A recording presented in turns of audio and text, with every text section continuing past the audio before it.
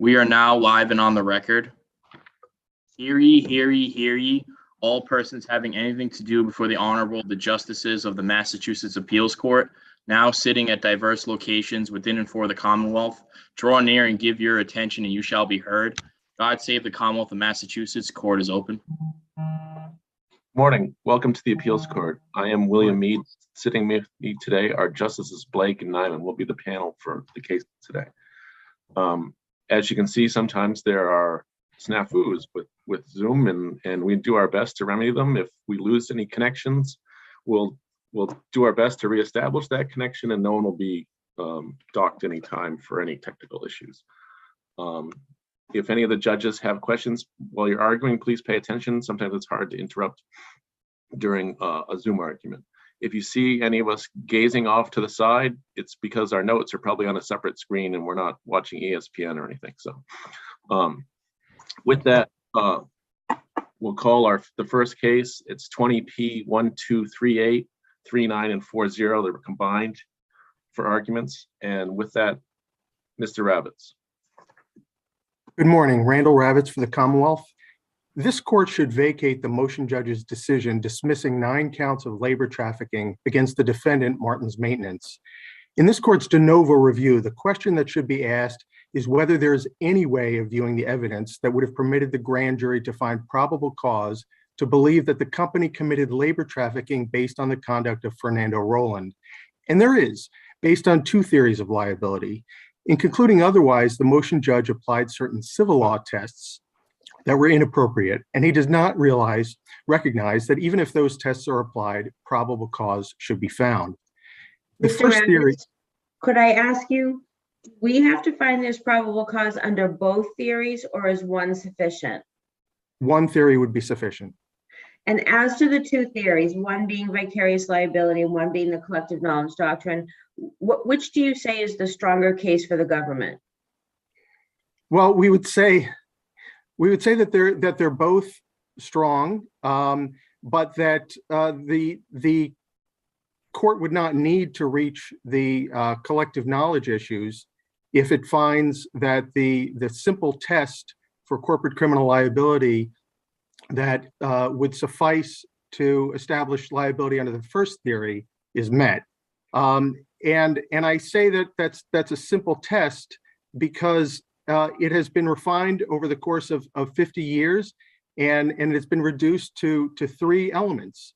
And the first asks whether an individual committed a criminal offense. And it appears. Let me interrupt you, Attorney Ravitz. Let's go to the 3rd prong, which I think is mainly at issue here.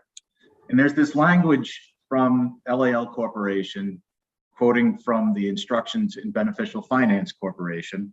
And let me read it to you in part, okay? Yes.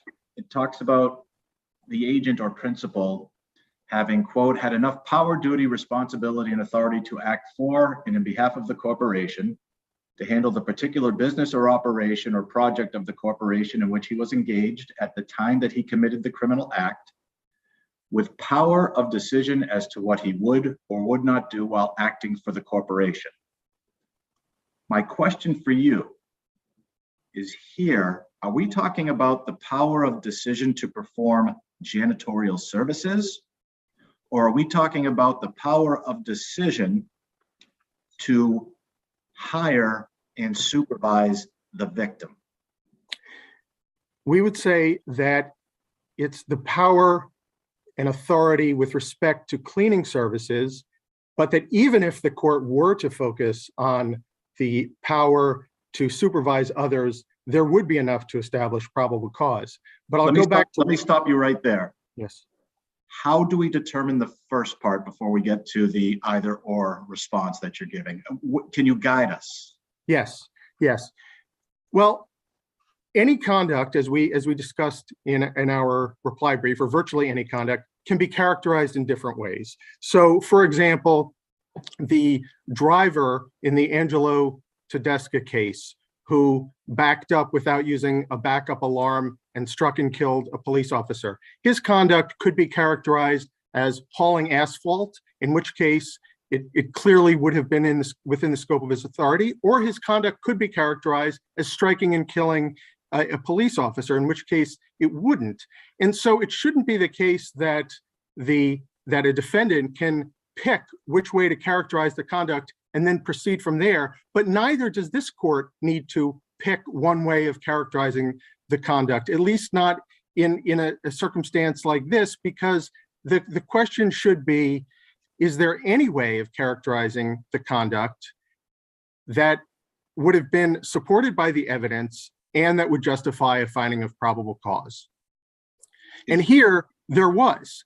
Again, that danger in that. Finish your answer, and then I have a follow-up. I'm sorry. Right. Well, the third element builds on the second. So the second element asks, at the time of the offense, was the individual involved in a corporate project? And to use the language of Angelo Tedesca, was the individual engaged in some particular corporate business or project?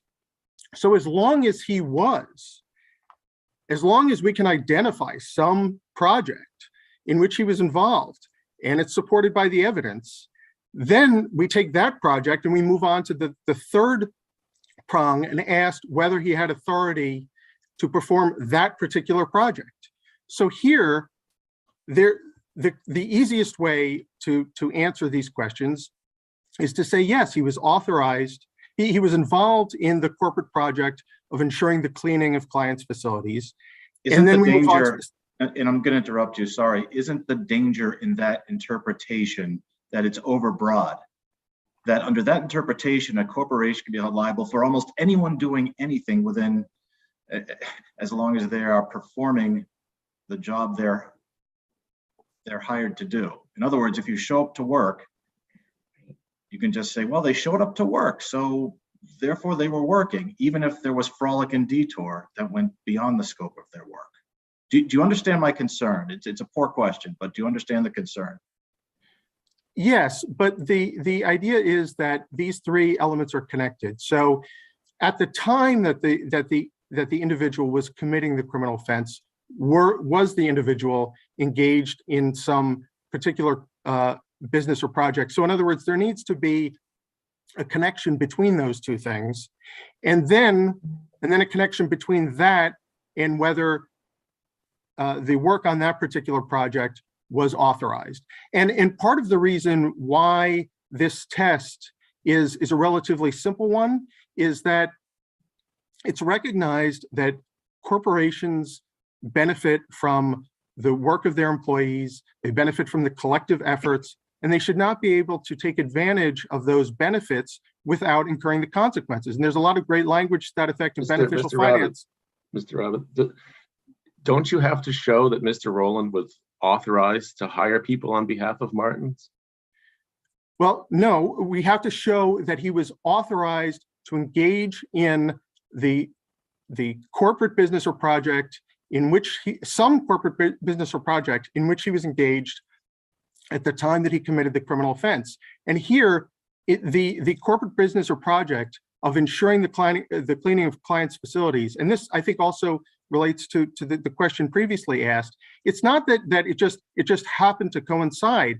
It was directly related to the criminal conduct. He furthered the criminal conduct through the cleaning work of Martin's Maintenance. He forced these individuals to work for his employer on projects that he was supposed to do, and he facilitated that by giving them Martin's Maintenance uniforms and transporting them to Martin's Maintenance client facilities and introducing them to Martin's Maintenance supervisors. And those supervisors provided instructions to SD, for example. And he logged in AC at the facility using the Martin's Maintenance system for doing so.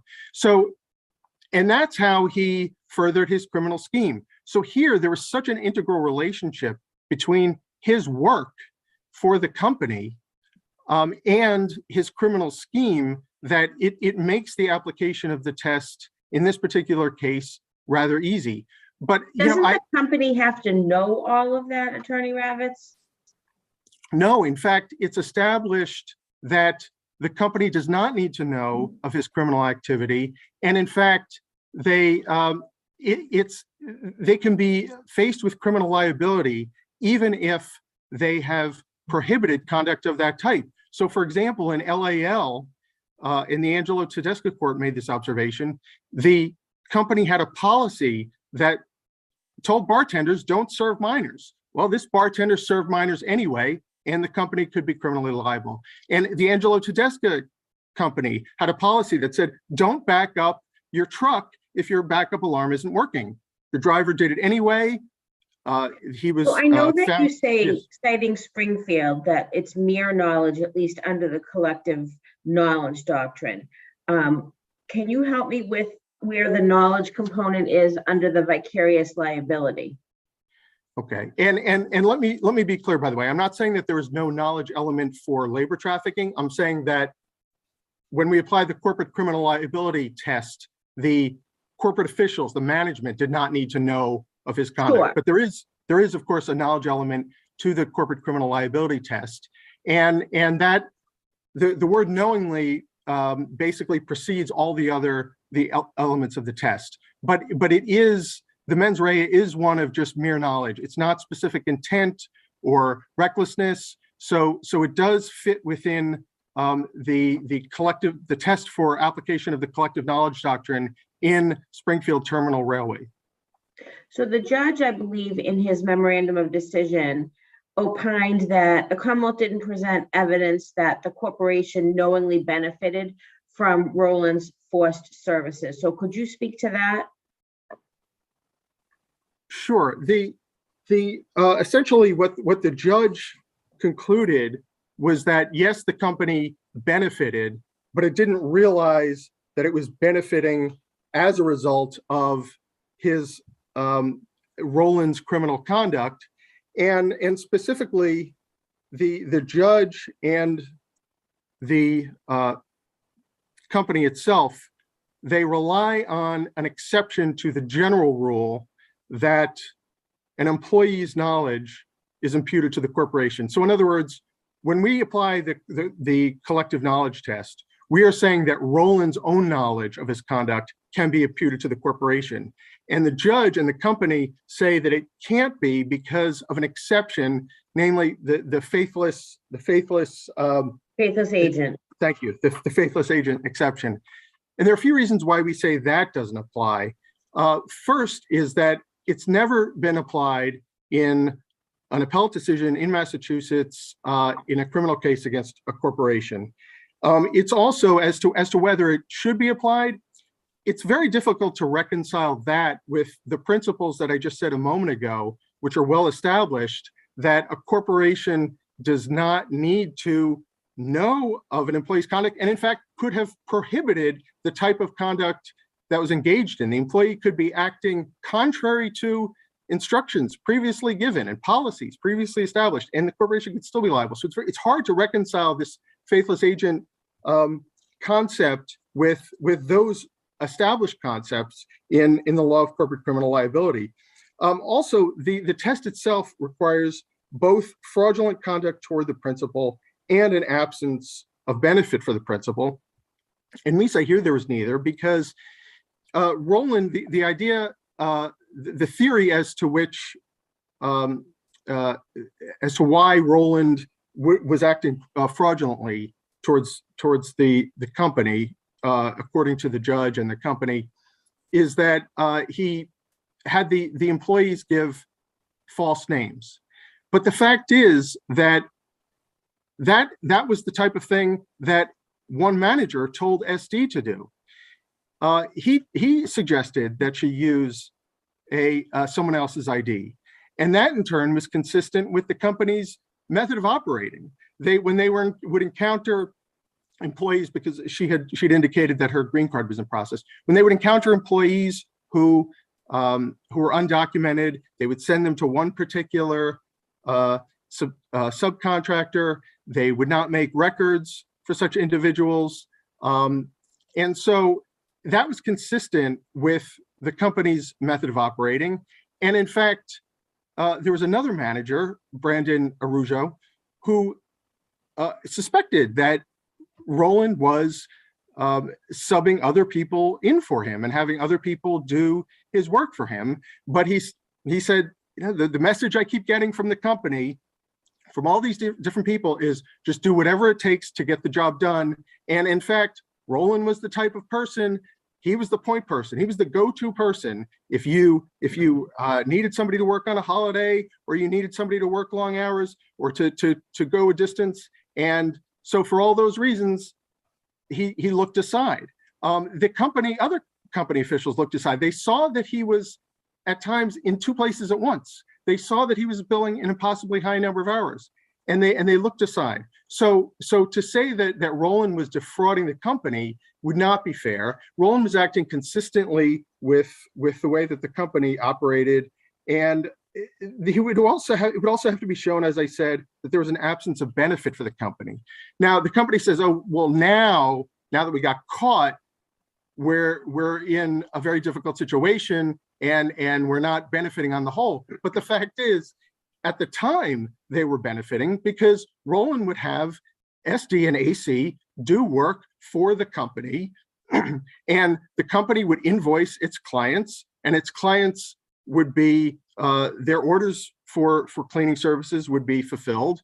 It can be inferred that the company collected on those invoices. He would have them wear Martin's uniforms, so the company would be promoted. So the company was benefiting. In fact, in some cases, as I said, if he was in two places at once, the company was benefiting even more than it ordinarily would from having one employee work for it. But then also, as far as this faithless agent concept, there are two exceptions that are recognized in Sunrise Properties and in other sources. And one is where the agent's failure resulted in a violation of a contractual or relational duty of the principal to a person harmed thereby. And here there was such a violation, in that these people who actually perform work for the company weren't paid. And then the second exception is that where, to the defrauded party, the agent was apparently acting for the principal. And here that was the case too. I mean, just as one example, Roland gave them uniforms, told them to wear Martin's uniforms, transported them to Martin's facilities. He introduced them to Martin's managers. So clearly, he presented himself as acting for Martin's, in having them do the work that he was forcing them to do. Right. Can I just ask you, if we could, for a moment, back on the judge use of the Wang Labs test? I understand why you say that is not the appropriate test, and you cite beneficial, right, for that proposition? Yes, because that's where the and SK. its progeny. Yes. Okay, but beneficial is the first case, at least, that you cited and that I found from 1971 that addressed the test within the criminal context. Okay. Yes. You make a statement on page 18 of your reply brief, and I will ask your brother counsel this, that there was no case that recognized a common law crime of, I hope I say this right, peonage in Massachusetts. Can you speak to that? Does it matter in this case? I think, okay, the way that issue came up was that it's under the faithless agent, right? Because whether or not Roland's activities can be charged to the defendant in terms of their knowledge.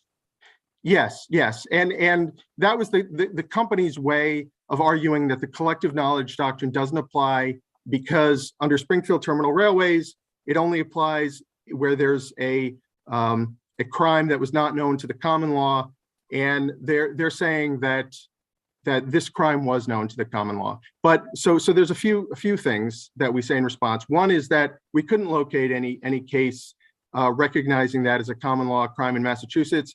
Or also, if you compare the elements of the crime of peonage that they describe based on a federal case to the elements of labor trafficking here, you see that they're not the same offense. I'm basically borrowing the forced services requirement. Well, looking at the test as a whole. So for example, peonage requires some indebtedness, and the labor trafficking statute here requires for services by way of one of a series of different acts. So I'm borrowing from the double jeopardy context here in looking at whether these two are the same offense or not. And applying that test, you see that each one has at least one element that the other one doesn't have. So they're not the same offense. And in fact, if it were the case that, as they seem to argue, that it's enough to point to something that's kind of sort of similar in the criminal law, well, then how come the Springfield Terminal Railways case didn't say that that the offense that was at issue there, failing to report an oil spill, was comparable to the common law offenses that cover things like pollution or misprision of a felony? We cited a footnote for elaborating on some of the common law offenses that could be seen as having some similarity to the offense that was at issue there. And yet again, but arguably, right, peonage could be, in today's parlance, a lesser included offense of labor trafficking. Again, I wouldn't say it would be a lesser included offense, because it's each one has an element that the other one doesn't have. And the offense that's at issue here, it was adopted by statute. It contains, looking at both Section 49 and Section 51 together, it contains a series of elements that do not appear to describe the same offense of peonage that they describe. And again, so far we have not seen any evidence that, and they have not cited any case showing that peonage was even a common law crime in Massachusetts. I think Justice Nyman has a question. I want to go back to the third prong or third element of vicarious liability in your citation for LAL. There, as I understand it, the agent had authority or power to sell alcohol. Yes. And he did so in contravention of the policy to sell to minors. Suppose that instead of selling alcohol, he was dealing drugs while at work, but in the back room. So he wasn't at the bar and he wasn't selling alcohol, but instead he was dealing drugs in the back room. Would the third element of vicarious liability still apply? I would say no, because he would not have been engaged in a corporate business or project. But that's different than what we have here for the reasons that I stated. There's here Roland's human trafficking, his labor trafficking of these two individuals went hand in hand with his work for Martin's, and the fact that Martin's had these clients that it was obligated to clean and that he was obligated to clean, and that would then tender sums of money to Martin's. He used Martin's and its whole cleaning structure to further his labor trafficking scheme. So it's distinguishable from that situation where somebody maybe just happens to be on the premises, but they're engaging in a crime that really has nothing to do with the business. Okay, I think we're going to leave it there. Thank you very much. Thank you. Mr. Radcliffe. Good morning, Your Honors. Richard Radcliffe. With me is Thomas McAndrew for Martin's Maintenance. I'd like to start maybe by first addressing Justice Nyman's question on LAL. That issue that Justice Nyman raises is very similar to what we have here with Martin's Maintenance. The bartender at the bar is there. He has the interaction with the patrons at the bar because he's serving them. And if he says to them, yeah, I have some stuff in the back room, if you'd like, some cocaine or whatever, I've got it in the back room, and he's using the facilities, he's using the bar facilities. So the broad interpretation that the Commonwealth is arguing this court to adopt with respect to section 3 of the test is just, it just engulfs it. It makes the corporation liable for almost anything that a faithless employee does. What's What your would best what's your best case for that proposition? Well, I think that beneficial, I mean, I think we go back to the beginning with beneficial finance. I mean, one of the things that the Commonwealth is arguing here is that there is this vast difference between civil and criminal liability. And while beneficial finance indicated that there was some difference, it's really not the difference that the Commonwealth is arguing here. If you look at the beneficial finance case, the issue in that case, because that was obviously after trial, were the jury instructions that the trial judge in that case provided. And those instructions stated in part that the Commonwealth must prove beyond a reasonable doubt that there existed between the guilty individual or individuals and the corporation which is being charged with the conduct of the individuals such a relationship that the acts and the intent of the individuals were the acts and intent of the corporation. Or to put it differently, the Commonwealth must prove beyond a reasonable doubt that when the individuals were acting criminally in committing the acts which constitute the crime and having the intent required for the crime, the corporation was actually so acting. So the court went on to say, how do we determine that? The Commonwealth must prove that the individual for whose conduct it seeks to charge the corporation criminally was placed in a position by the corporation where he had enough power, duty, and authority to act on behalf of the corporation, to handle the particular business of the corporation, or to project or project of the corporation in which he was engaged at the time that he committed the criminal act, with the power of decision as to what he would or would not do while acting for the corporation. And Right. he was Language that I read to Attorney Ravitz in my earlier question. Yes. In this case, I mean, that's our best case. I mean, in this case, and all the cases follow from that, Your Honor. This case is, and if you look at what. But you're parsing the actions, right? Attorney Ravitz is saying we need to look at this continuing course of conduct. You're looking at, for example, taking the passport or the individual actions. Aren't we required to look at it as a whole? You're looking at the crime here is labor trafficking, and the crime is forced services. So you have to look at first, what are the acts that constitute of the forced services? And the act is forcing somebody to work against their will. So those are the acts. That's the actus reus. So when you look at what Rowland did, and if you look at what Judge McGuire determined with respect to the third count, he said the defendant, meaning Martins, did not authorize Rowland to hire janitors. There's no evidence that he was authorized to hire janitors, to determine their rate of pay, or to compel them to provide forced services. Rowland was employed as a janitor. He was employed to clean.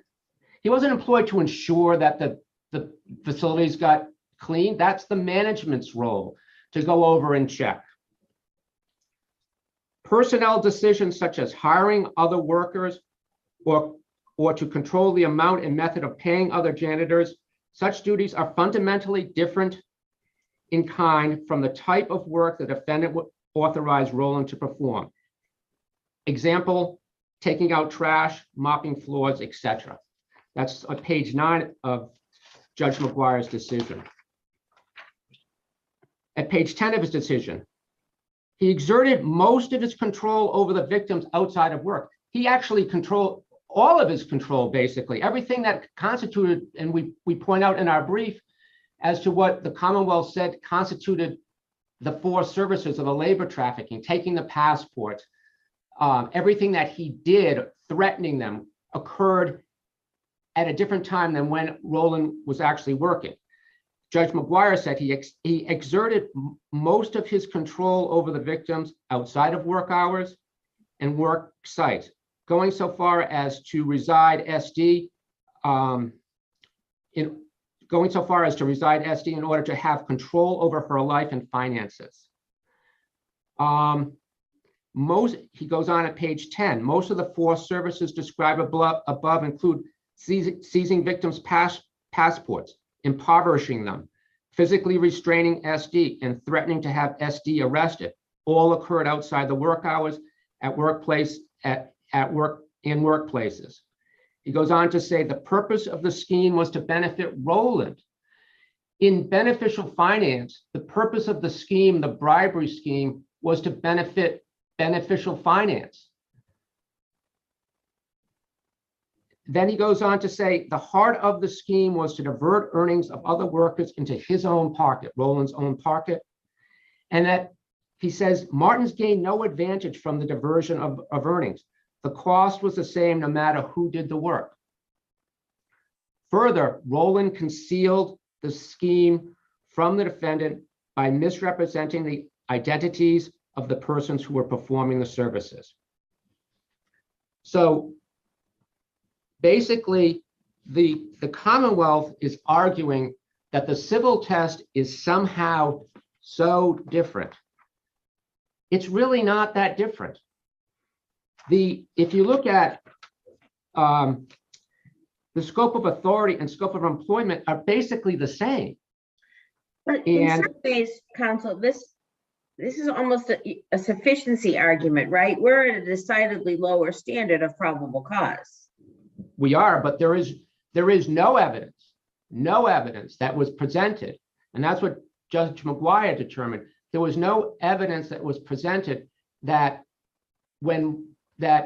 Roland had the sufficient authority so that when he was acting as the judge in his decisions regarding beneficial finance, that his actions were the actions of the corporation, because he wasn't cloaked with the authority to do the act which he did.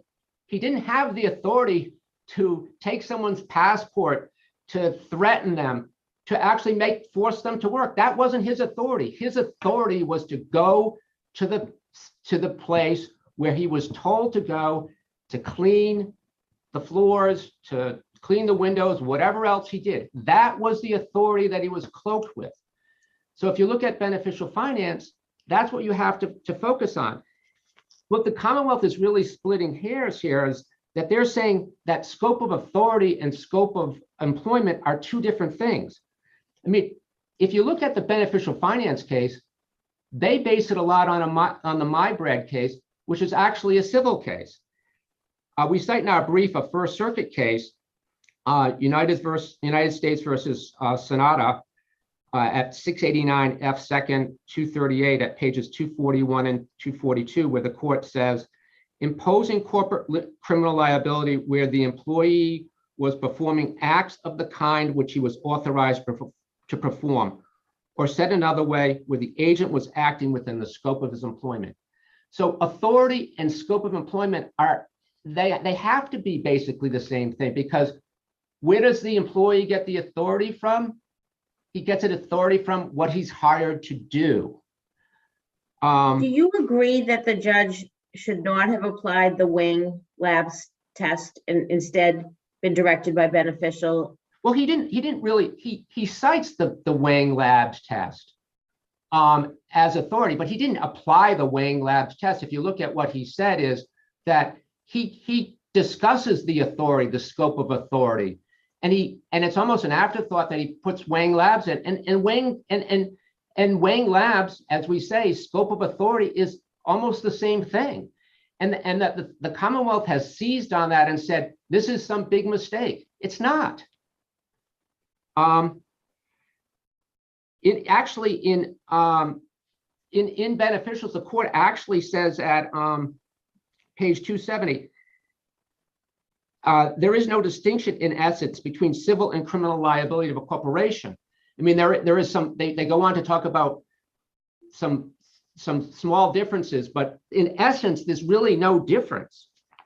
And then in Life Care of America, Inc., 456 Mass at 833, the court says, our previous cases has predicted a finding of criminal liability against a corporation based on a superior of respondeat superior. Respondeat superior is scope of employment, which is the same as scope of authority. The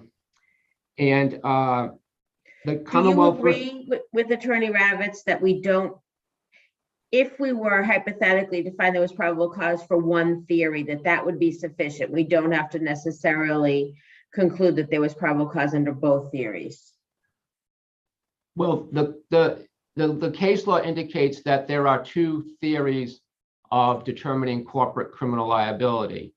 The more established theory, as he said, is the vicarious liability theory.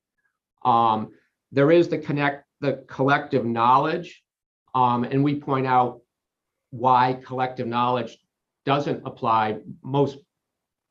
We have the peonage argument that because to apply collective knowledge, it has to be a crime that wasn't known at common law. And then we also point out you can't have charge if there's a unfaithful agent, you can't charge the principal.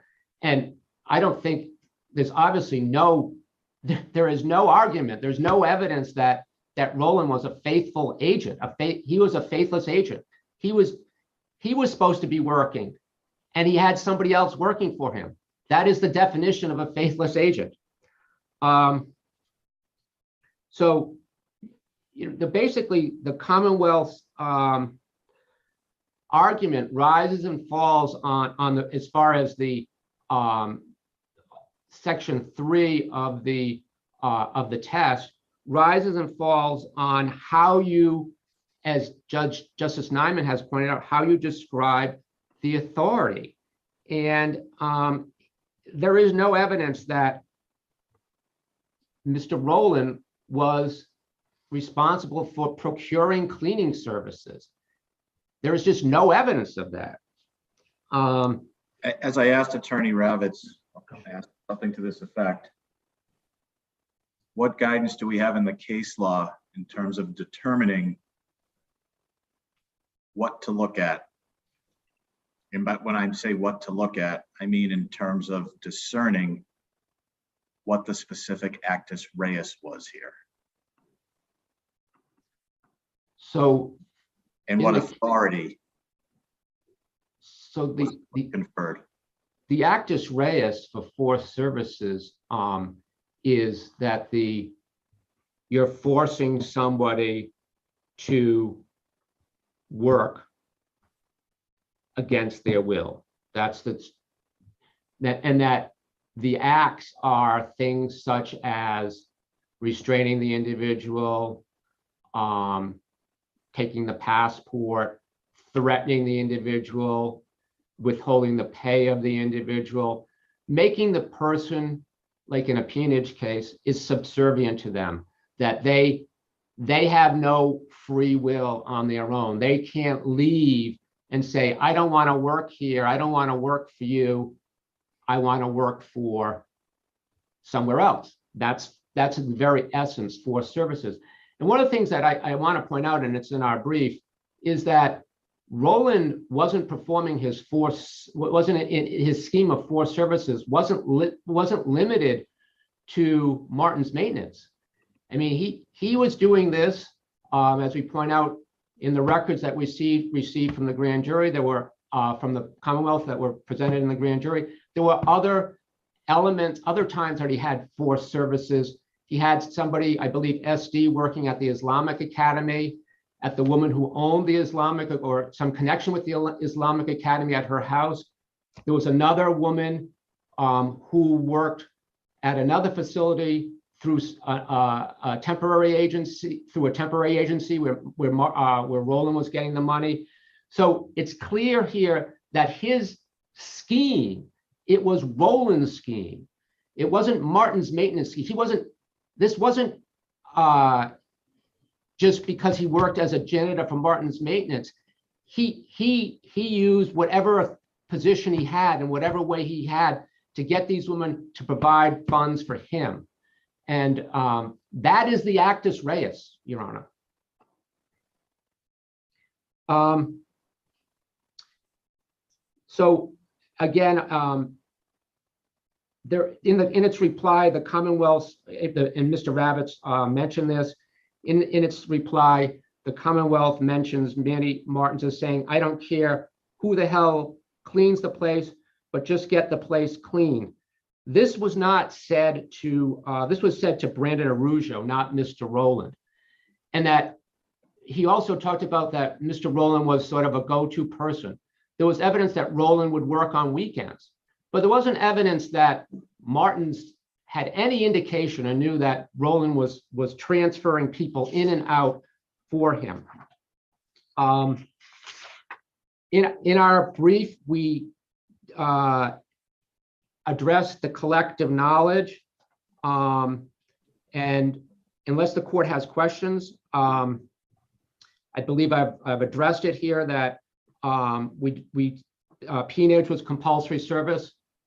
In this case, so what's the element that's different between peonage and, or you say there is no element that's different between peonage and labor trafficking? Well, in peonage, I don't believe that there is, because in peonage, it was compulsory service or involuntary servitude.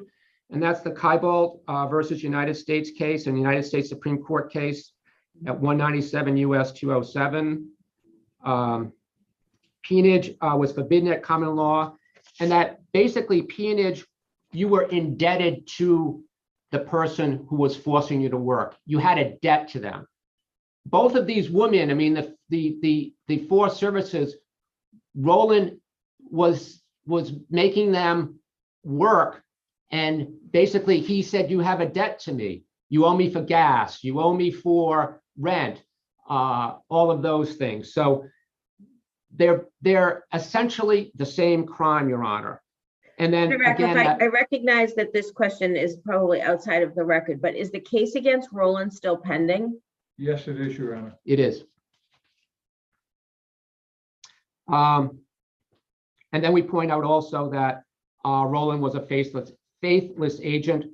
The Lawrence Savings Bank versus Levison case we cite, and the GTE products case at 42 Mass Ave at 299, the cases that we rely on, and we point out in the brief why the GTE case is so on point.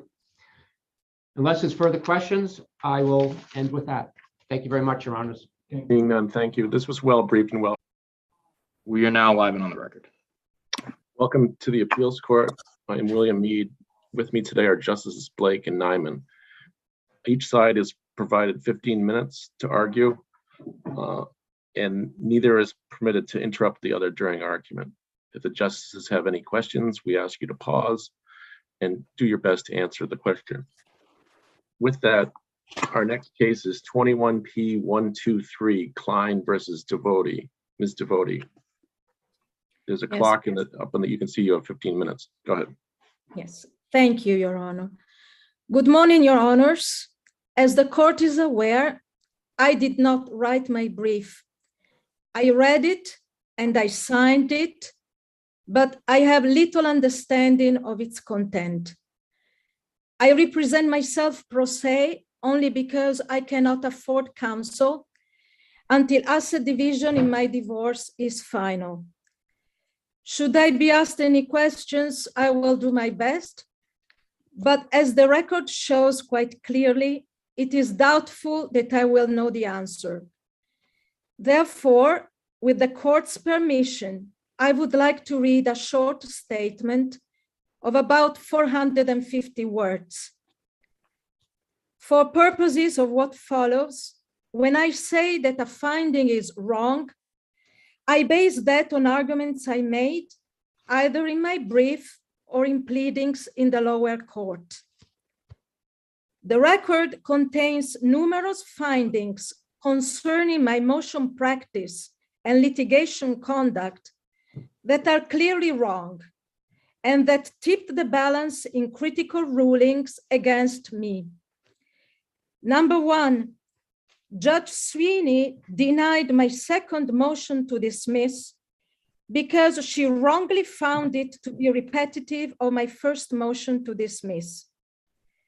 Number two, Judge Fishman entered a monetary sanction because he wrongly found my motion practice on jurisdiction to be repetitive, abusive of the process, and vexatious. Number three, Judge Rufo denied my request for leave to amend my counterclaim because he wrongly found it to be unduly delayed, a defect that could not be cured by further amendment. Number four, in Appendix 7, page 54, footnote 1, Judge Sanders denied my Rule 56F request because it was based on arguments that she wrongly found to be frivolous. Number five, Judge Sanders entered a monetary sanction because she wrongly found that I had been engaging in bad faith litigation conduct throughout the proceedings. Number six, Judge Sanders entered a default and later denied setting it aside because she again wrongly found that I had engaged in bad faith litigation conduct and bad faith motion practice. Well, didn't she find that you refused to participate in discovery or respond to discovery? Is that not true? I don't know the answer, Your Honor. Okay. Number seven, in Appendix 9, page 147, Judge Wilkins found that Judges Statman and Rufo had responded to my arguments about the Superior Court lacking jurisdiction to determine client's lien.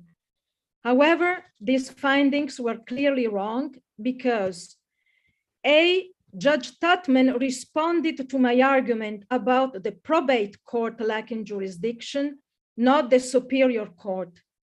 And B, Judge Rufo responded to my argument about client's lien being inchoate, which is not an issue of jurisdiction, but a failure to state a claim. Number 8, in Appendix 9, page 154, Judge Wilkins found that I was rightly sanctioned for filing motions for reconsideration in bad faith. However, as I noted in Appendix 9, page 239, I was never sanctioned for any of my motions for reconsideration, and nor are any findings that my reasons for seeking reconsideration were improper. To summarize, the record shows two things. First, that a clearly wrong finding that I had filed a repetitive motion snowballed out of control into ad hominem findings that my motions were abusive of the process, vexatious, intended to delay, frivolous, and made in bad faith. And second, that these ad hominem findings led to my having been unjustly sanctioned and denied the right to present my defenses and counterclaims to a jury. Wherefore, I respectfully request that this court clear my name of these pernicious and clearly wrong findings and grant me the relief I requested at the conclusion of my brief. With this, I conclude my oral argument and thank you, Your Honors, for listening. Thank you. Seeing no questions, Ms. Klein, or is Mr. Chamberlain arguing? I'm going to. Thank you, Your Honor. You may proceed. Okay, thank you.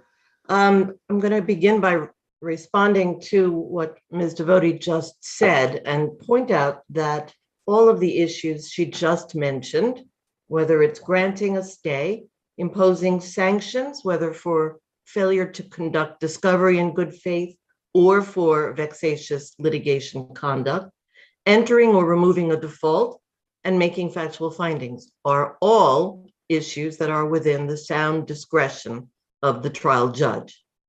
So what we have here are basically the desire on Ms. Devote's part to have the trial judges, and they are many in the Superior Court over the course of this 5.5-year litigation, the wish that they had decided the factual issues differently. What she's referring to as pernicious allegations, I will tell the court with all due respect, were well justified by the arguments and both the quantity and the quality of the arguments that were offered in the lower court. At some point, as I believe I mentioned in my brief, the number of motions became so ridiculous that I moved in the lower court to have Ms. Devote get permission from the court before filing additional motions, which the court granted, so that after 30 or 35 different motions that I had had to respond to, after that point, the Superior Court agreed they would first review the motions and only ask me to spend more of my time responding if there was something in it they wanted addressed, which mostly they did not after that point. I think that it would be useful for this panel to get some flavor of the types of arguments that were floated before the court, because it's one thing to go over and recognize the rule that a trial judge has broad or sound discretion. It's quite another to hear some of the arguments that provided the backdrop for the rulings that were made by all of these different Superior Court judges. Before you do so, could you address the appellant's contention regarding the inchoate lien? Can you repeat that, please? Sure. Before you proceed, can you address the appellant's argument that she just made regarding the inchoate nature of the lien? Yes, the lien is an attorney's lien begins as an inchoate lien. It arises on the commencement of a suit and is inchoate throughout the course of the entire suit until there is a judgment, and then it attaches to that judgment. In this case, that precise thing did happen, and Judge Riley in the Barnstable Probate Court granted the lien, which really the word grant is a little funny because it already exists. Operates by statute anyway, it arises by statute, but he acknowledged the lien, let's say, and then directed me to bring an action in the Superior Court to determine the amount. His ruling was that an attorney's lien is a mixture of legal and equitable relief, and so there is an entitlement to a jury. I didn't ask for one, but Ms. Devote did, so I followed the instructions and brought the suit. Now, when that judgment of divorce was vacated and remanded for a second trial, this became the unusual case where that lien, having started as inchoate, become coate, went back to being inchoate. I don't know that we've ever seen such a thing before. I certainly couldn't find anything in my research. But yes, so when Judge Rufo was reviewing it, he did correctly determine that it was at the moment inchoate, but said he saw no reason why the amount of it couldn't be determined. And so the litigation continued. Now, refusing that motion for a stay was well within his discretion. He referred to that discretion when he made the ruling. Does that answer your question? Yeah. Okay.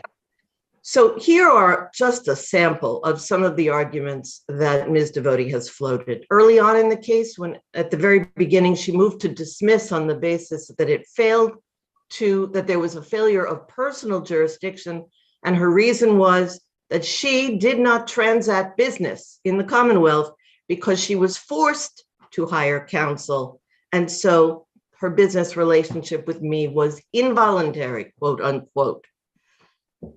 Needless to say, that didn't float.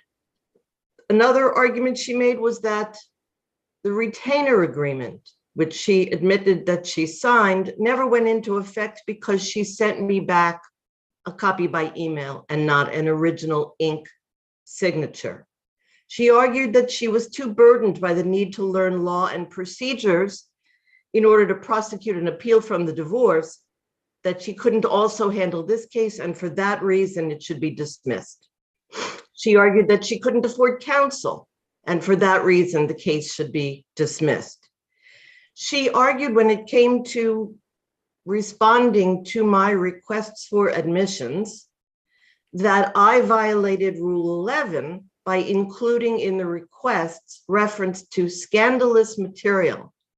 The scandalous material in question was her husband's suggestion that we deny that the couple, that this is not Mr. Dees and Ms. Devotie, but Ms. Devotie and Mr. Bonaparte, her first husband, the suggestion that we deny they were ever married so that we could take advantage of the more favorable rules for child support that befall children born out of wedlock. This was a suggestion he himself had acknowledged was a crazy idea, and I had certainly shut it down. However, in discovery, Ms. Devotie brought a Rule 11 motion against me for referring to that scandalous material. She argued at some point that she wasn't bound by the statements that she made during her own deposition. Why?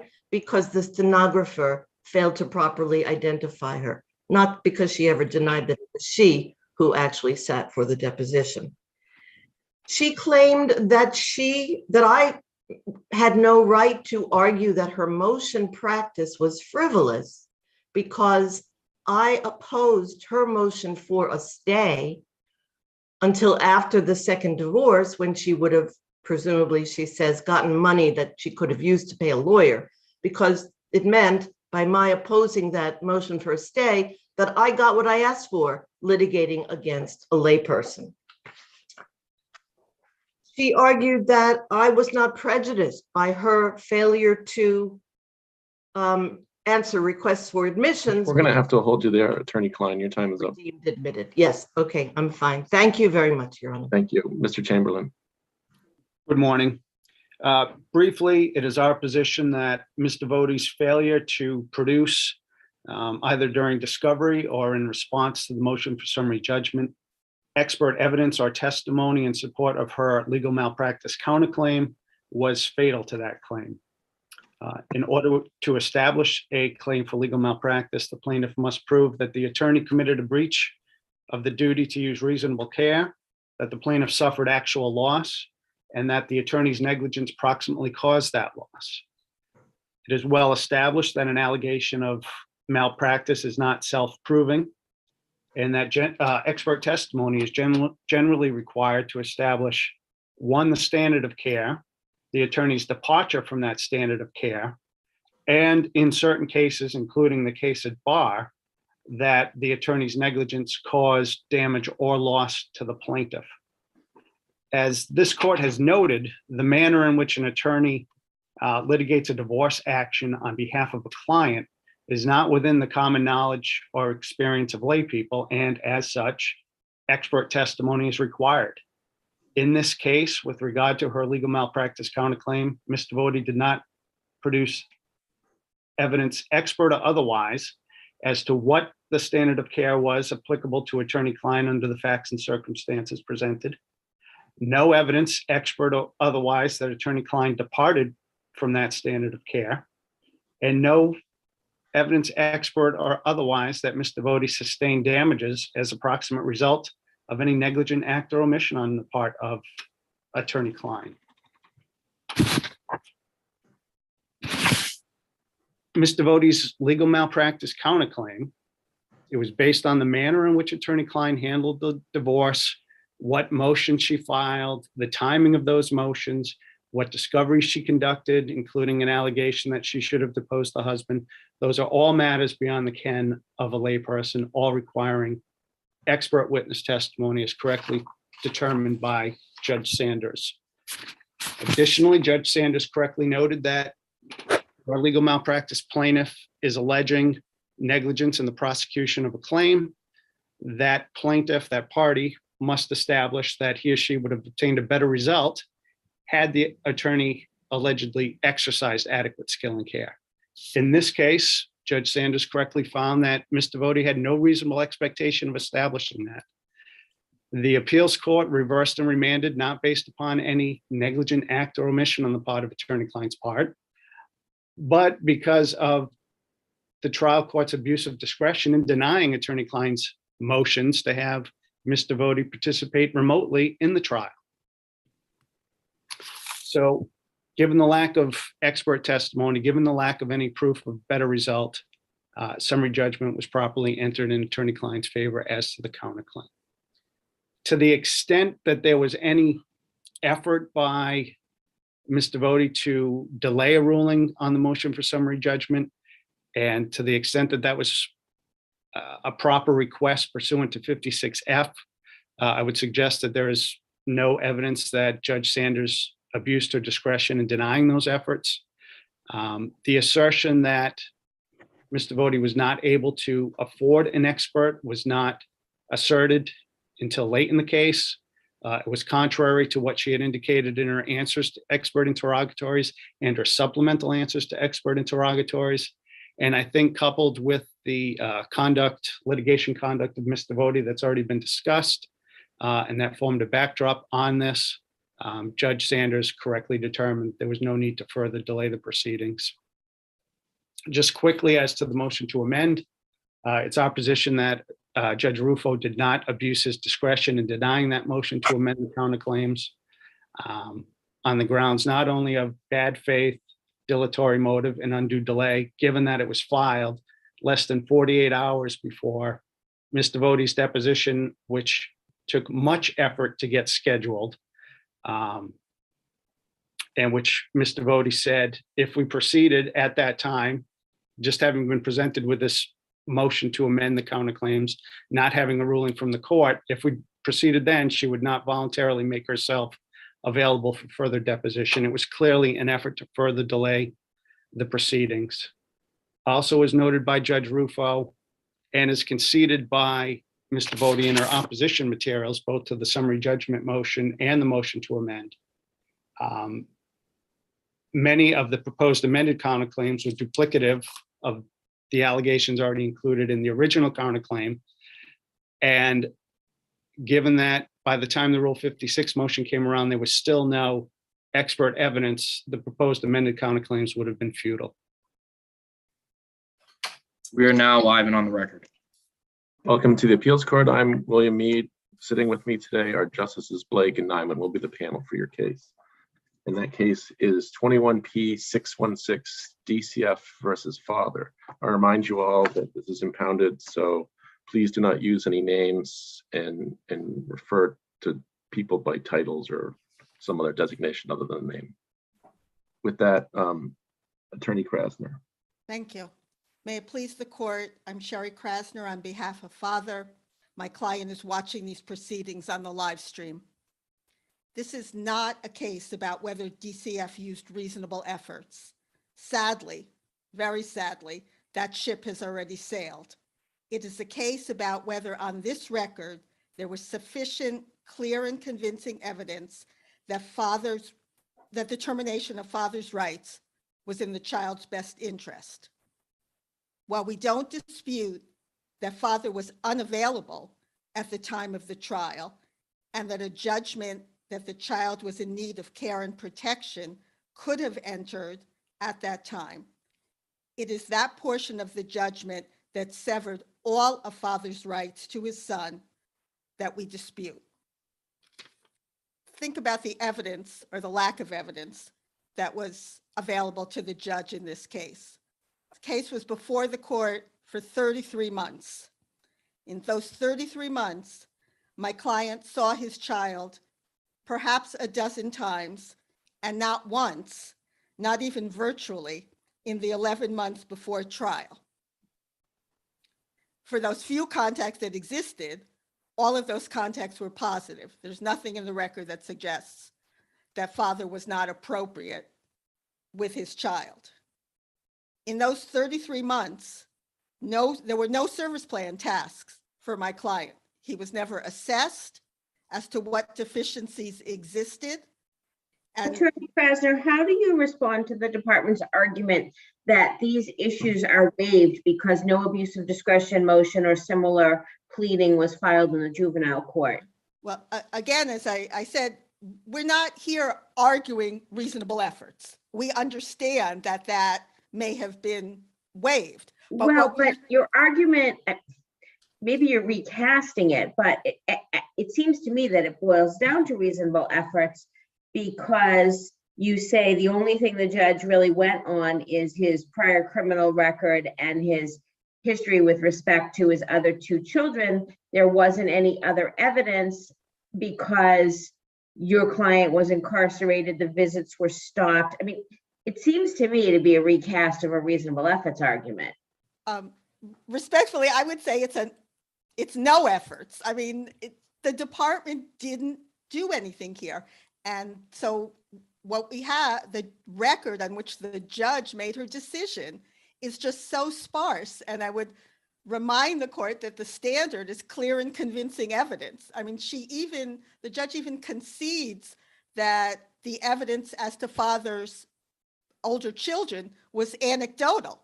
There were no 51As or 51Bs or findings of fact from any other proceedings that were introduced here. The judge sort of pieced some things together, and I think she got some things wrong from some old criminal records. So again, it's not, I think what the department did in this case or didn't do, it's the elephant in the room, but I think when it comes down to what this case is about, it's about whether the judge had sufficient evidence before her on which she could make a finding that of such consequence that this father should never have any rights to this child. And so what should the department have done? Couple of answers to that. First of all, they should have provided virtual visits during the pandemic. But there's certainly evidence that they had those capabilities or that prisons had those capabilities. But also the court could have found, and perhaps we do even concede should have found, that in January of 2021, the child was in need of care and protection. Father was not available, and the record evidence is father would not have been available. The earliest July of 2021, the latest October 2021. That's set out in the record. So they could have found that the child was in need of care and protection, and the aunt could have been designated the permanent custodian of the child. And then under 119, section 26, any party has a right to come back no sooner than within 6 months and say that there's a change in circumstances. Father could have brought that petition after his incarceration ended, after he established a home, a job, and other things, and asked for a return of custody of the child to him. Or conversely, if he failed to do the things that he could or should have done after his incarceration, the department could have filed a petition for review and redetermination and sought a termination of his rights at that time and said, look, he's been out. He hasn't been visiting with his child when we set up visits. He hasn't established a job. But let's assume that the department did arrange virtual visits and all of that. How do we measure that? I mean, the child was born in 2018, right? And he was at least incarcerated till July, maybe as late as October of 2021, which is certainly most of his life, the child's life. How do we balance the child's need for finality and security with your client, who would arguably have a lot of work to do before he could be a custodial parent? Absolutely. That's a correct proposition, Your Honor. But there are a few things.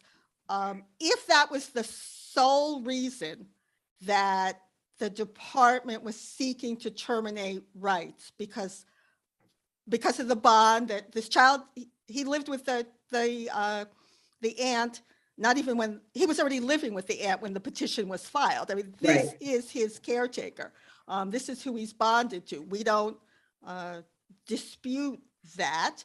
But if that was the sole reason that the department was then seeking to terminate rights, then the department would have had to make, strike that, the judge would have had to make findings about father's inability to deal with that, the trauma of being separated from his only caretaker, and his ability to then provide for the child. And we know about this from several cases, but including adoption of Zoltan, which I know Justice Mead was the author of that opinion. And that it's clear that every child bonds with their caretaker, and it will be traumatic to be removed from that caretaker. But in this case, where we don't know if father had the capacity to meet those needs. I mean, we know a little bit because father was always appropriate with the child during visits. He was nurturing, he was kind, he asked good questions about the child's medical needs, about the child's development. But if that was the only reason that the judge here was going to terminate, there's error, because she didn't do what adoption of Zoltan and the predecessor cases to that case said that she needed to do. And again, too, this child was never going to be removed from the aunt's house in that interim period, too. Father wasn't asking for that. That's not ever what he was asking for. He was asking for some additional time after his incarceration ended, in which he could demonstrate his fitness to parent the child. Again, too, when termination is the issue, the court has to look at those statutory factors. The judge in this case sets those out in strike that conclusion of law 35, and she goes through the subparts. So she says 5 of them are applicable. However, 3 of them are all about whether the department provided the appropriate services to father. And as I said out in my reply brief, we argue that evidence isn't there. Another factor she finds applicable has to do with lack of effort on father's part, but not sure what efforts he didn't make. She doesn't specify that. And she also does make a finding that he complied with the plan, as it were. And then that we circle back to that one about the bonds. And here again, that really seems to be what this case is all about. And because she didn't make the necessary findings as to father's inability to meet the child's needs upon being removed from the only caretaker that he knew, this court, we would argue, can't sustain that portion of the judgment. Again, too, father, we don't deny the father had a serious criminal record. He did, but the case law says that can't be the only reason that a court terminates father's rights. And also, very confusingly, under those same section subparts in the judge's conclusion 35, she says father's conviction of a serious felony is not one of the things that she thought about in determining that father's rights should be permanently severed to this child. I also, this child, to the aunt's credit, he was doing very well in her care. He had received early intervention. He didn't have serious medical needs, So again, from the little bit of evidence that we have in terms of father being able to meet the needs of this child and his psychological needs if he were removed, this seems to be a child who did not have serious special needs such that that would be a strike against father. That doesn't seem to be the issue in this case, again, from the very little bit of record that we have here.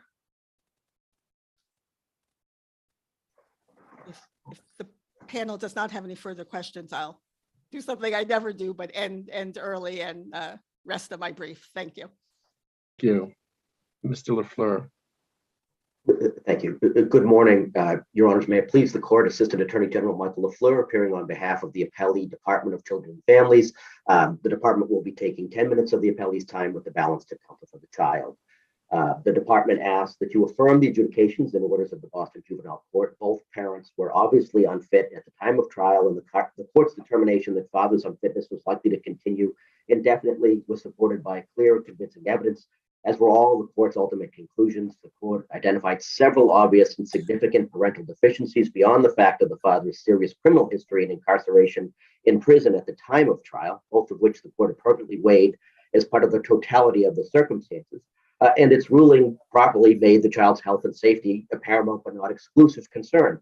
The father's parental deficiencies included, one, his lack of a realistic and credible plan to care for the child or to navigate the child's transfer to his care from the aunt's care. A lack of a significant... Let me interrupt you. Oh, certainly, Your Honor. Let me interrupt you. First, it may be helpful if you slow down a little bit and move your mouth a little bit away from the computer because your presentation is a little bit jumbled. Thank you. Oh, but I have a question for you. Certainly.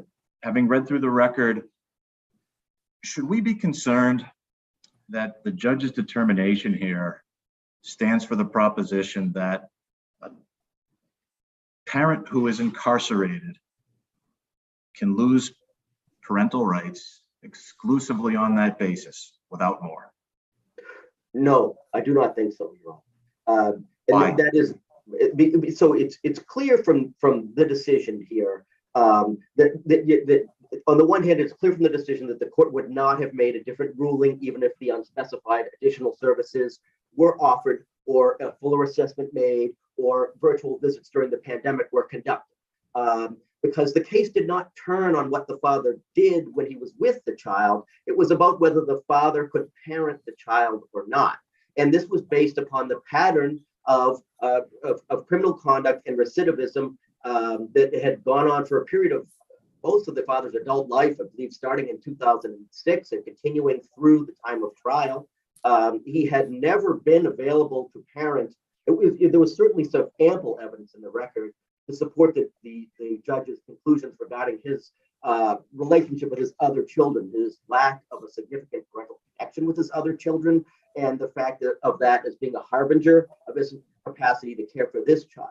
And this father had a demonstrated inability to see his role in the child's involvement with the department, and he was unwilling to take responsibility for his role in the child's involvement with the department.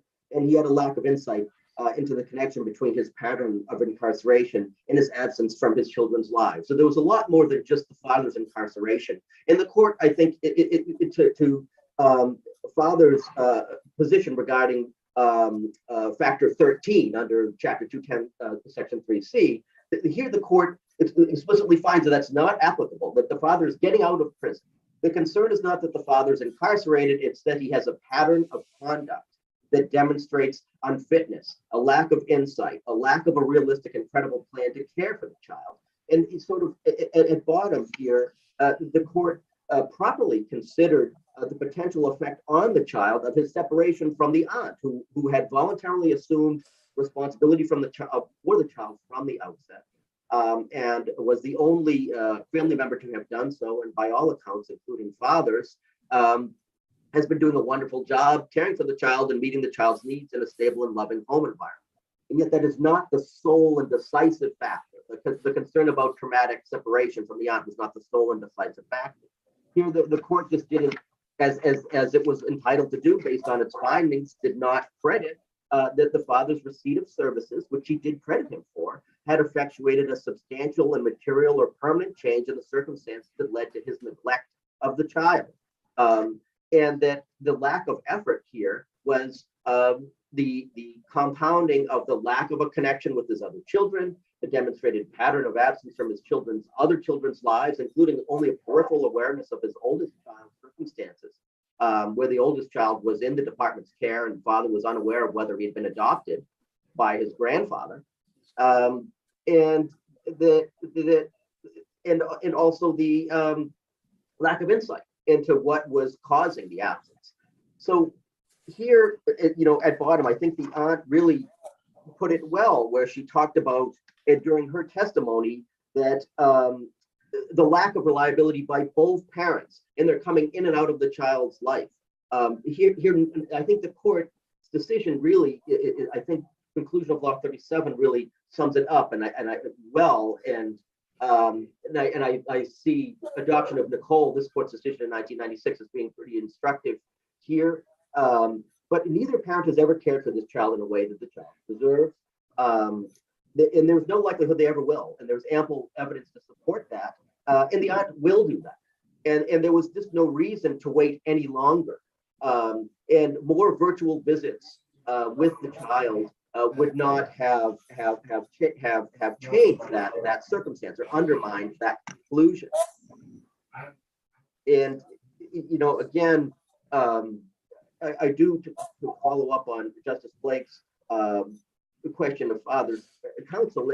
This is the principal brief is basically a recasting of a reasonable efforts argument in the form of a sufficiency challenge. But really, by the time of a termination of parental rights trial, the lack of services is not a defense. It's the best interest of the child. And here the best interest was clearly in keeping the child with his aunt.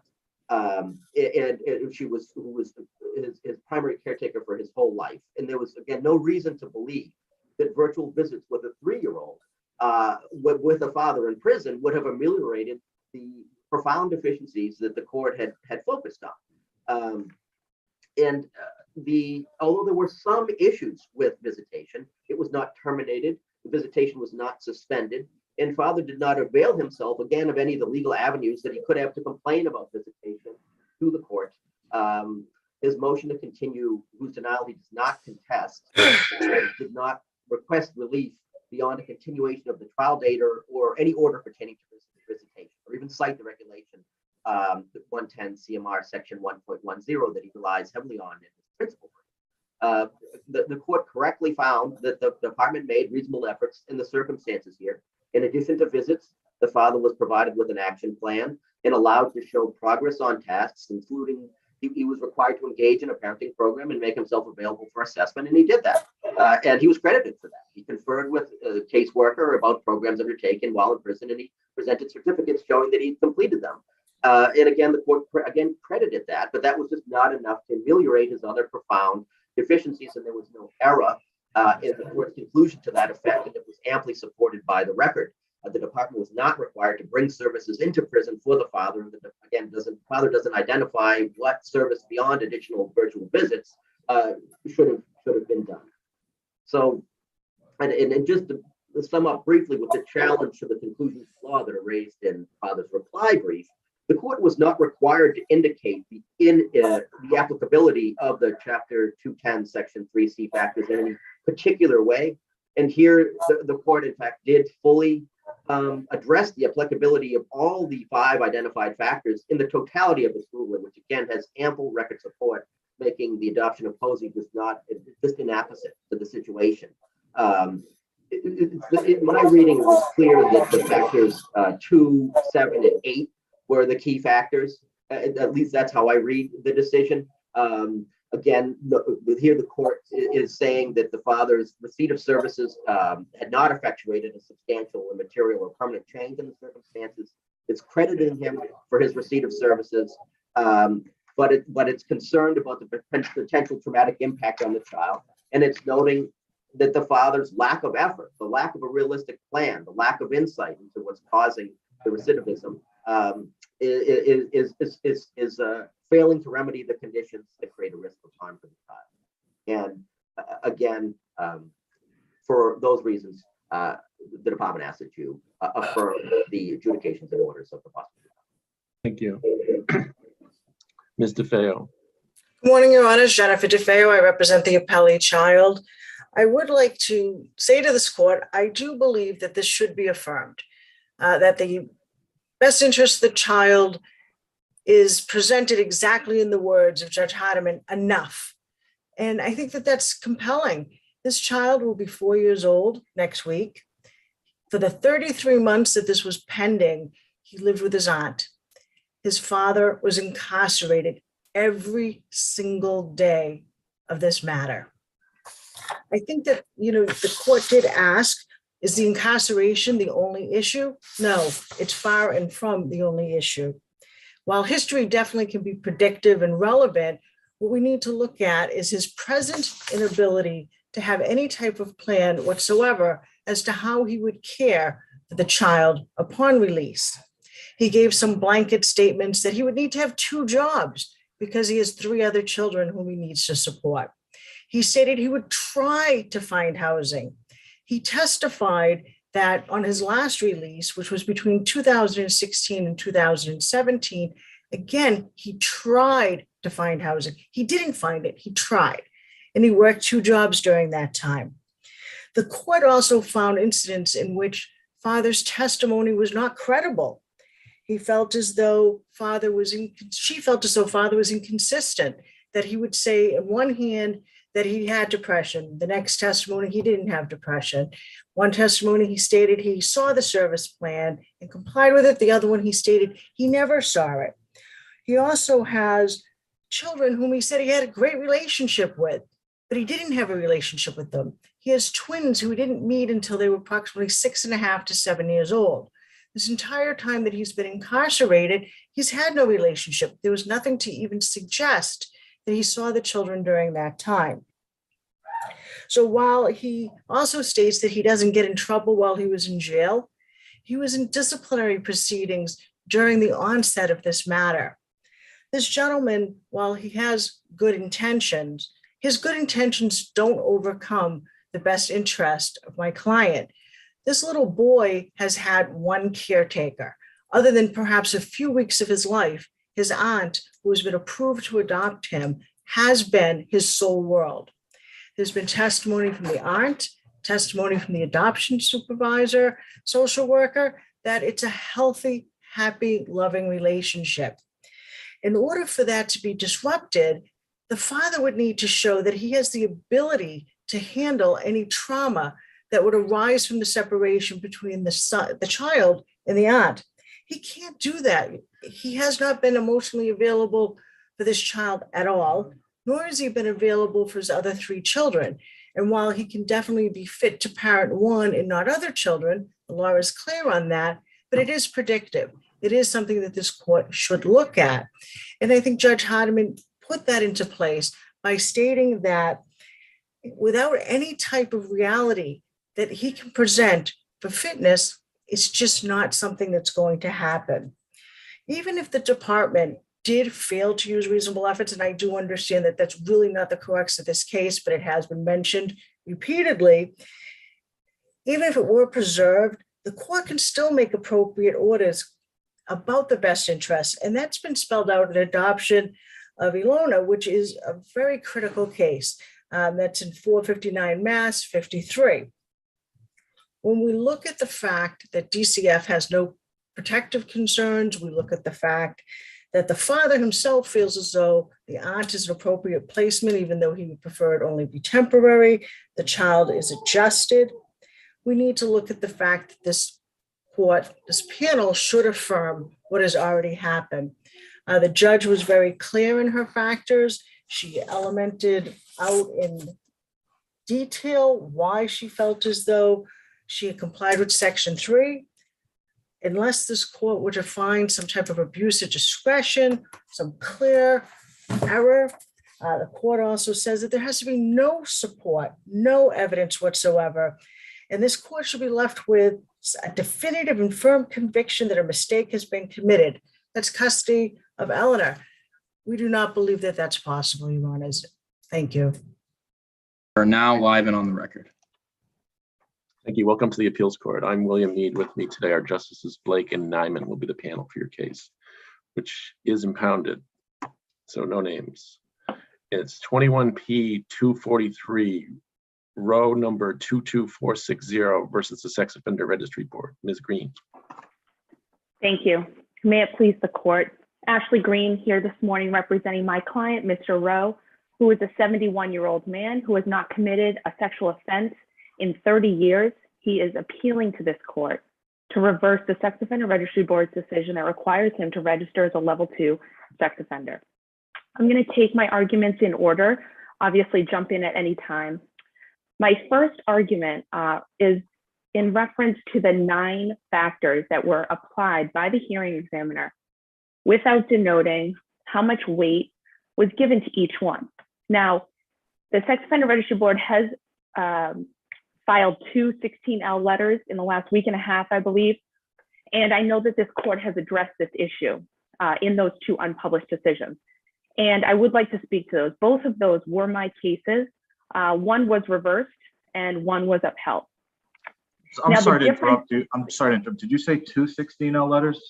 I only have one. Yes. I have the one dated January 24th, 2022. When was the other one filed? Today. Oh. Okay. We'll take a look at it. Okay. Attorney Green, So- since they were your cases, and I was going to ask Attorney Bosse this, but was it the same hearing examiner in all of these cases? That I do not know. I don't remember. Attorney Bosse, study up for that question. So So I have a follow-up on this issue, which is, I understand what you're seeking and why you're arguing it. My question is first, does the statute require the SORB to attribute certain amounts of weight to any of the particular factors? The statute does not require it. Okay, The regulations do not require weight to all factors, only certain factors, and that is correct.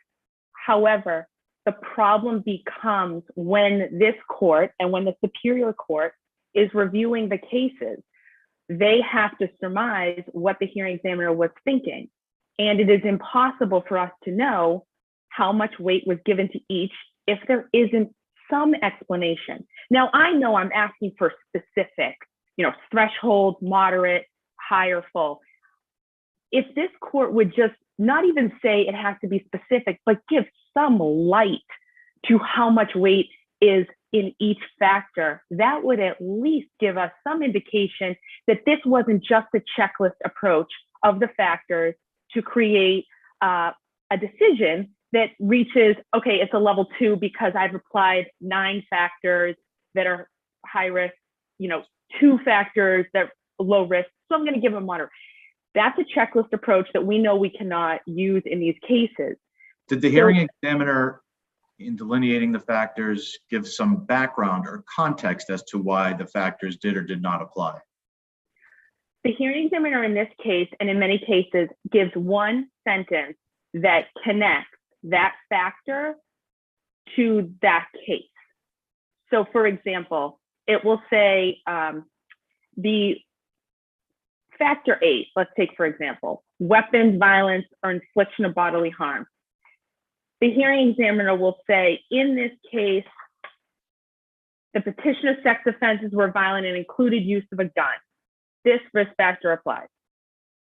The problem I have with that, and I took that as an example out of the blue, is that we don't know how much weight they gave to it. And when you have an offense that occurred 30 years ago, if this hearing examiner is applying full weight to this factor, that is problematic because these static factors never change. So 20 years from now, when my client is 91 years old, these hearing examiners can still give all this weight to static factors without recognizing that it occurred 30, 40, 50 years ago. So that's the problem when there isn't weight assigned, is that it doesn't matter how much time has occurred, the hearing examiners still have the power to lay out a list of factors and say, all these high-risk factors applied in this case, therefore he is a moderate or a high-risk offender. And there's no taking into account that it's been 30 years since this occurred. I understand if these factors were applied and the offense occurred 5 years ago, and the hearing examiner is saying, look, we have factor 7, the relationship between offender and victim, factor 8, factor 9, all those static factors that just occurred because this just occurred within 5, even 10 years. But and I understand that they'll say these factors apply and therefore this is a moderate or a high risk case. Okay, I get it. And that's why we have to take these on an individual basis. But when you have a case that's 30 years old and you have a hearing examiner just checklist of these factors, factor 7, factor 9, factor 10, and then they reach moderate risk and they're not taking into account that this happened 3 decades ago, that is where the problem lies without giving weight to the factors. So while I agree with this court and I understand that they have made a decision about not laying out a blanket mandate that every factor needs weight, I understand those decisions and I'm not ignoring them. But I am saying in a case like this, that we have such an ancient offense, there has to be more in these decisions. Otherwise, there's no way for a reviewing court to know whether the clear and convincing evidence standard was reached, because we don't doesn't know. That come in, excuse me, doesn't that come into play with factor 30 and the hearing examiner considered his advanced age as a mitigating factor? Advanced age, but that's another issue entirely. But I'll hold that aside. They took into account advanced age, yes, but that doesn't take into account that the offense occurred 30 years ago, because that same factor and weight would apply if the offense took place 5 years ago. They could still say he's 71 years old, so we'll give moderate weight to factor 30. Okay, but that's just one factor that they gave moderate weight. And while we're on factor 30, the fact that there wasn't full weight given to factor 30 is in and of itself a reversible error. His age is a huge part of this. I mean, we're talking about 30 years ago, he committed an offense. He's now 71 years old. He's been in the community at the time 7.5 years, now 10 years, without committing any offense, not even a speeding ticket.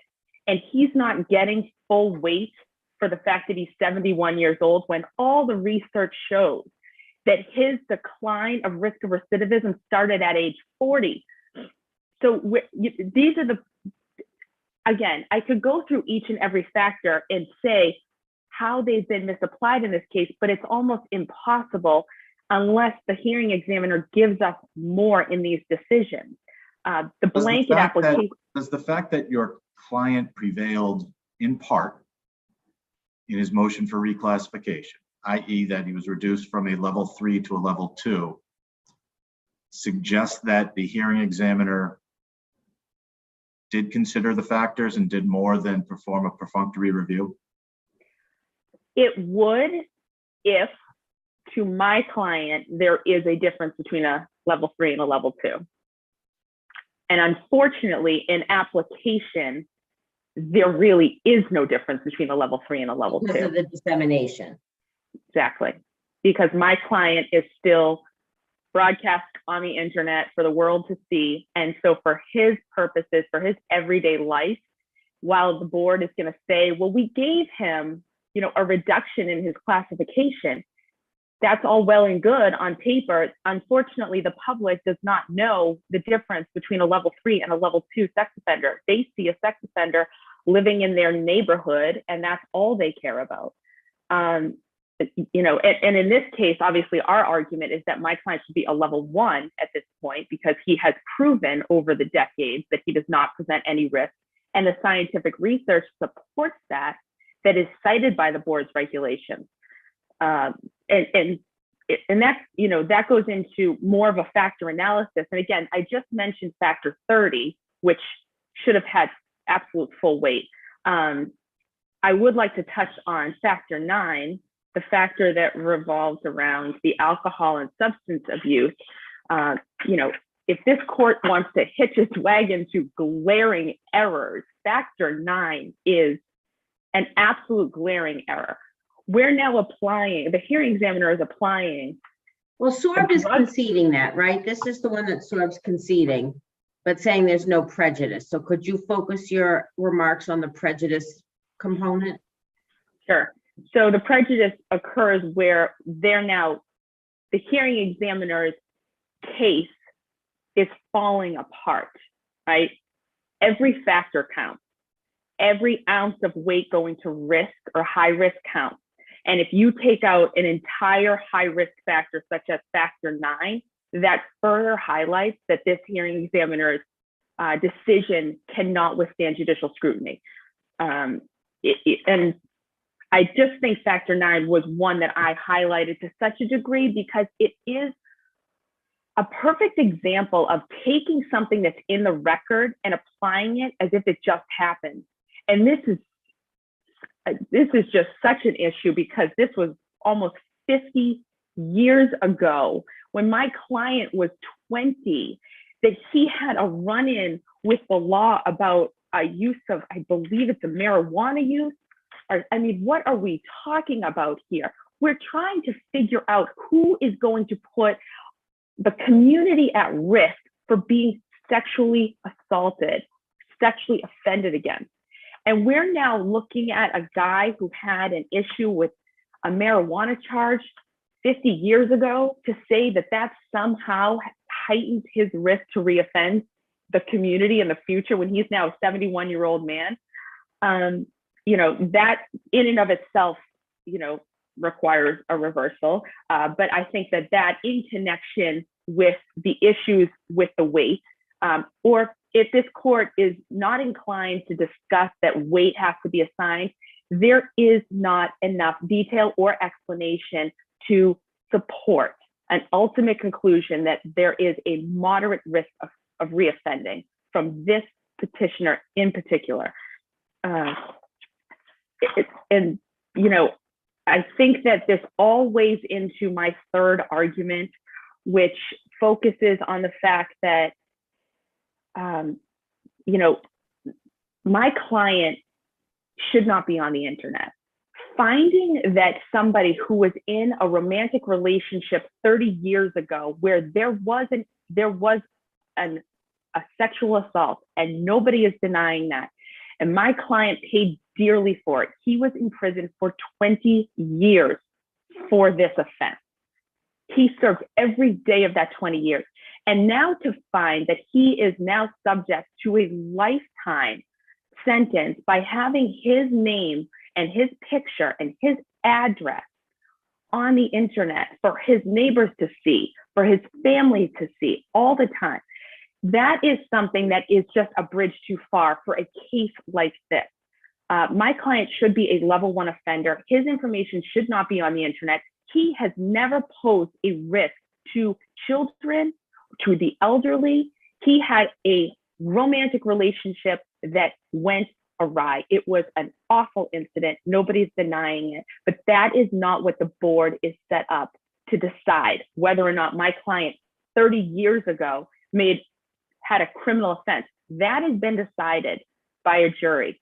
That has been, and he has served his sentence. The board's power is to decide whether the community is at risk. And in this case particular, my 71-year-old client does not put one person in this community at risk, and therefore his information should be removed from the internet. He should be a level 1 offender, and I ask that this court agree with us on that. If there are no other questions, I would rest on my brief. Seeing none, thank you. Mr. Boss. Thank you. Yes, and good morning, Your Honors. May I please the court, John Bosse for the Sex Offender Registry Board. I'd just like to start off by apologizing. If I was looking away from my screen, that's because I was doing my homework on Justice Blake's question, and I was able to. Is it the same hearing examiner? No, so it's not the same hearing examiner.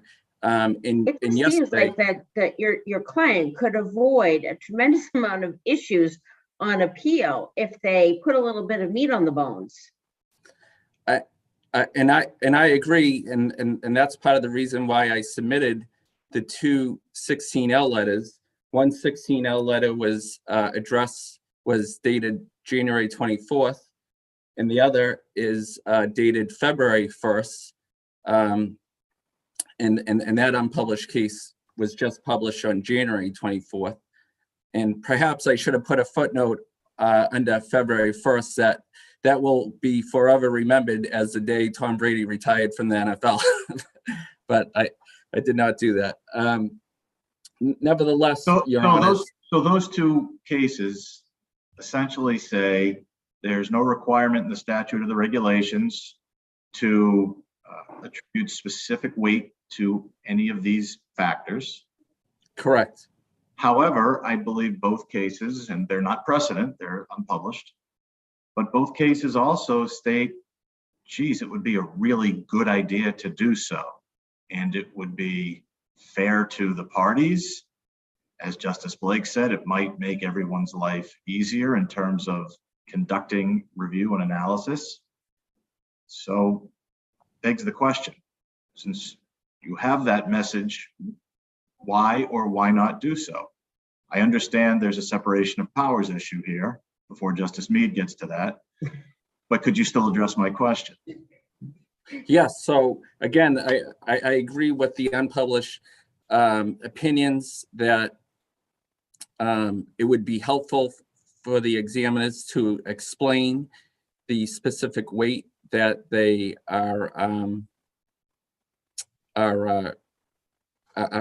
giving to the regulatory factors that they apply. And I have shared that with my supervisors and colleagues at the SORB. But under there's no decisional law that requires hearing examiners to explain the weight. What the decisional law from this court in 2019, and I cite that case in my brief 22188, requires is that in order to avoid an arbitrary and capricious decision, the hearing examiners have to consider risk factors that are relevant. And in this case, that's what the hearing examiner did. She applied the regulatory factors that are relevant and that were supported by the findings of fact that the hearing examiner made. For example, right, but what does consideration mean when you're just saying it applies? Okay, so I considered it. It applies. What does that mean? Well, in this case and in several cases, the hearing examiners just don't apply it. They do oftentimes explain why they're applying it. So as long as that they explain why they're applying the relevant factor, as a result, they don't have to specify if they're providing a specific weight. Now, there are certain factors where they do have to state whether they're giving a increased weight or a moderate weight or a less weight, but that's is specified under the regulatory language.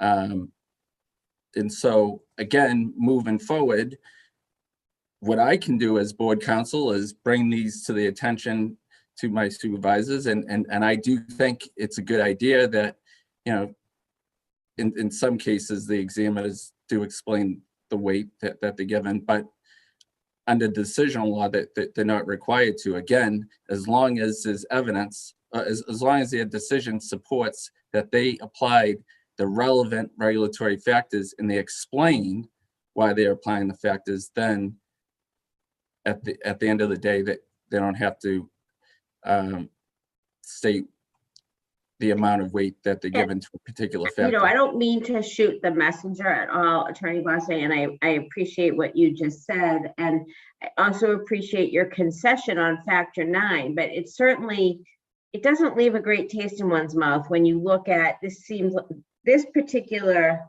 hearing examiner's decision seemed very cookie cutter, not particularly thoughtful. And I'm not saying that to be mean, and I don't know that changes the needle on where this case comes out. But you know, if you start to peel away the things that your sister counsel raised, it does leave me with a lot of questions. I mean, to Justice Nyman's point earlier, certainly the board reduced him from a 3 to a 2, but public dissemination is a huge issue. And like Attorney Green said, the public doesn't know the difference between 2 and 3. So can you tell us why he's a level 2? Yes, and thank you, Your Honor.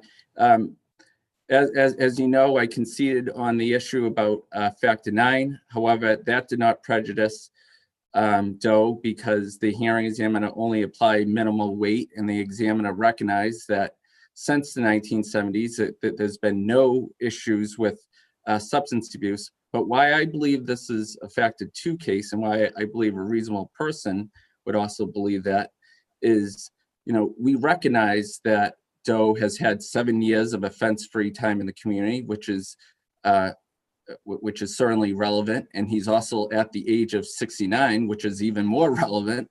However, he was in prison between 1993 and 2012.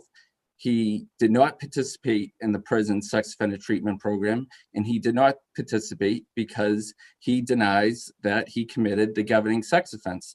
And he denies he participated, as I understood the record, correct me if I'm wrong, until that point in the program where you have to take ownership of your crime. So it's not that he didn't do any of it. That's my memory. I'll check the record though. And I apologize, Your Honor, I should know this, but but my memory is he didn't participate in sex offender treatment in prison. He did participate in some mental health treatment in the community, which his therapist said that he was doing, he did very well in, and his probation officer said that Doe did well and complied with all conditions of probation. But to the state, Doe still denies that he committed the governing sex offense, despite the fact that his conduct against the victim, it was, he's obviously before the board because he engaged in sexual misconduct, but there was also 2 other women, his wife and a former girlfriend, who came forward and said that he engaged in domestic abuse against them. So it's for these reasons, albeit the domestic abuse and the governing sex offense were in the 70s and 80s and early 90s, there's no evidence that he's taken responsibility for this governing sex offense and that he engaged in any meaningful treatment. And so that's why, although there's the mitigating evidence of offense-free time in the community for 7 years and the advanced age, we believe that a reasonable person would find that Doe is a level 2 sex offender.